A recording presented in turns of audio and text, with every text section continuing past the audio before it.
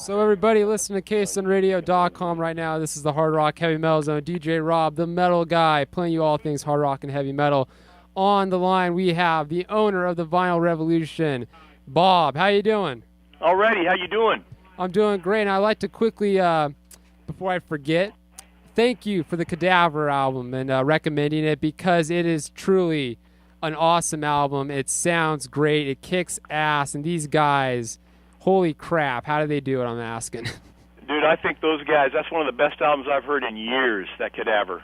I can't wait to hear that second one. Yeah, exactly. They'll be on Nuclear Blast Records, and it'll be, I'm sure, very much hyped up. And the sound, I'm telling you, that's what I like about how they capture. Not many bands, when it comes to production, can capture this type of sound for some reason. I don't know why. Is it they're afraid of sounding too, old school or distorted? They clean it up. But these guys, no, it's, to me, just downright awesome grooving rock. Well, that's got a real analog recording that sounds like early 70s, a real crisp, warm recording, and those guitars jump out of the speakers at you. Yeah, that's what I like about it. It's got one of those really sick production values to it. Now, Bob, it kind of talk about, because the Vinyl Revolution, how long have you been in Monterey or Pacific Grove for? How long? Well, okay, I'm in New Monterey here, I've been here for, the store's been about 20 years. I've been in the area since about 1978. Holy crap. And you've been very much a person who is active in the hard rock and metal scene. When would you say that you really started getting involved in hard rock and heavy metal as like a occupation or promoting it? Well, in the 70s, nobody liked hard rock, and there wasn't no metal yet. So pretty much when I moved out to California, I met these guys, and we did a record store up in San Francisco called the Record Vault. And those guys were into a bunch of old killer heavy 70s psych rock and garage music, and the metal stuff was just starting to happen. So we were getting stuff like Angel Witch and Iron Maiden and Legend and Def Leppard, Handsome Beast, Metal for Mothers, Heavy Metal Heroes compilation, Witchfinder General, Grim Reaper, all that stuff. Oh, Witchfinder General is my favorite. We were getting that stuff back in the late 70s, early 80s, and then when we opened that store up in San Francisco, we decided to specialize in psych and metal. So we pretty much kind of created that little scene up in San Francisco, and then we met, I met Lars down there at a Motorhead concert, and those kids ended up coming up to the city, Dave Mustaine, Lars Ulrich, James Hetfield, and Cliff Burton, and they had a band Metallica, and they were hanging out in the shop, and I had a little Volkswagen bus, and I was loading their shit for them and setting up their stuff and painting Lars drums and doing all that stuff. So I guess we were just kind of in the forefront of that scene that hadn't really started yet, Yeah, and some of the stories when I was in the store you were telling me about Metallica in the early days, they really had nothing. It was pretty much everybody was working their asses off, and they weren't getting, very zero pay. It was we had no money. It was a tough gig, and this is where it all starts. And a lot of kids these days don't realize, the history of metal, it comes from pretty much people working their butts off and putting sweat and tons of, That's hours. It's all for the love of the music, man. It's all having fun. It's all having fun. And I want to bring up here that you, there's a funny story. I wonder if you could talk about how you met young Slayer and how their attitudes were as a young band, and particularly Jeff Hannum, what he did to your Iron Maiden. That's a pretty funny little story. We had Slayer do an in-store in another record store that I did in Walnut Creek in the early 80s called the Record Exchange. And we had Slayer come in there. Now, I knew Kerry King. He was a customer of mine on the phone. We had a big mail order thing going there with the metal. So I knew Kerry. He was a real nice guy. But when those guys came in the shop, old Jeff, he ran in there and tackled a really nice Iron Maiden stand-up that I had and fucked it all up. So I kind of grabbed him and took him in the back room, and I was yelling at him. And they had some friends with them, and they didn't think I was being too nice. But I didn't really care, And, little things that kind of happened with Tom Araya and Dave Lombardo, after that, little things would happen with, like, Death Angel, little problems, So, they were just, they were young, and they didn't really know any better, and they had, like, little stupid attitudes, but, you just keep going, you just keep doing it. And I want to hear, this is an area that I'm looking at right now. I have my St. Vitus CDs. And to me, it's awesome because I go to a lot of stores and they don't carry St. Vitus CDs. And that's why I'm very thankful for the Vinyl Revolution. you carry St. Vitus. And back in the day, how was your connection to St. Vitus? I've always wanted to know. Well, I heard the first St. Vitus, the first album with the White Stallions and all that on SST. They were on a punk label doing real slow Sabbathy kind of hard rock. And I did an interview. I talked to Dave Chandler on the phone a few times, and every time they were supposed to come up to San Francisco Bay Area to play, they never did. They always canceled. So I never got to meet them.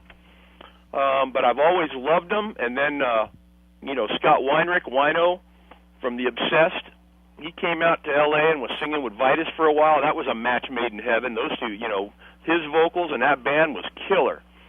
So, pretty much I've been a Vitus guy ever since then. They're one of my favorite top 5 bands, so there you go. Yeah, they're one of my faves, too. That's why, when I go to the Vinyl Revolution and you had a St. Vitus LP, the new one, I said I gotta buy this because you can't. Yeah. Again, the fact that not many stores for some reason sell Vitus. They're one of those bands that you really, when you find it, you gotta get it because it's just. Well, Wino, he's at this point, that guy. I know he doesn't want anybody to say so, but he's one of the legends of the heavy guys, of the new scene. Oh yeah, and you had a concert, in-store concert. I want to ask about that with Wino. I went, my friend Raj and I, we run rockandmelzone.com. And that's when we first started the website. We were going to do, we have an article on our website actually about the in-store show. How did you set that thing up? It was a great show, I'm saying. Awesome how you guys set that up. Okay, well, let me give a shout-out to my buddy Keegan. He's the guy that brought Premonition 13 and Wino doing his first solo album, The Adrift, over at this little club in Monterey called Jose's.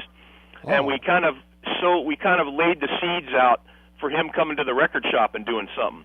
Well, he couldn't do it on that tour, but later on, Keegan got a hold of me and said, look, we've set it up for you doing him and Connie Oakes to play acoustic in the store after their show at the Alternative. They did a show in Seaside, and then the next day they came in the record store and did a killer little set, and we had a blast, and you were there, so you know. It was, yeah. That was a killer little show, dude, hanging out in that shot with Wino. No, and he was real nice. That guy was super nice, and him and Connie both. Yeah. Hats off to those guys. Nice guys. That's what. See, again, I like this about record stores, and I'm going to take this, turn the conversation to a topic that my friend Raj and I discuss. A bunch of my friends discuss this. A lot of people, young metal fans, rock fans, have said that vinyl is very much important records in these stores because they keep the scene going and they keep young guys like us interested, and this is pretty much what gravitates us towards the music. We love it, and it's something I've always wanted to know from your perspective. Do you see the importance of vinyl and kids getting into it as a way to help the music continue down, the road? Right. I think that as a kid, my record collection kept me grounded. It kept me sane. If it wasn't for the killer-ass beat that I was listening to on those records, there's no telling what I would have done, not very good either. So basically, just to have those, they're my buddies, hanging out with your records or your friends, and they got things to tell you, they got things to say, you listen, you apply a lot of that stuff in your life, and it just keeps going, the music just keeps going, the scene keeps changing, the bands, there's still heavy bands doing stuff. As long as, you can keep that vibe going on for the young kids to keep getting into that old trip, that's what I keep doing. As long as I'm breathing, I just keep that old trip going and get some of the kids into that stuff so they can keep it going when I'm gone. Because that's what it's all about, keeping this stuff going. Yeah, man, I gotta say thank you again. It's like one of these things that I bring up to people listening right now. It's so important. And if you ever, it's New Monterey, right? That's the area where it is. Yeah, New Monterey, right, you got it. Right when you get out of the tunnel, bam. It's like one of the first you get out of stores. the tunnel, you look to your right, about a mile down the road, a big old purple sign, that's a Vinyl Revolution. I'll be waiting for you. And I'll be cranking up that Vitus for you, too. Sick, dude. And because when I went to your store the first time with Raj, and now I'm kind of starting to connect in my mind, I saw the Captain Beyond poster. And I went home and I started listening to some Captain Beyond. And this whole week I've been listening to some Captain Beyond. And then right after this interview, I'm going to be playing Raging River of Fear.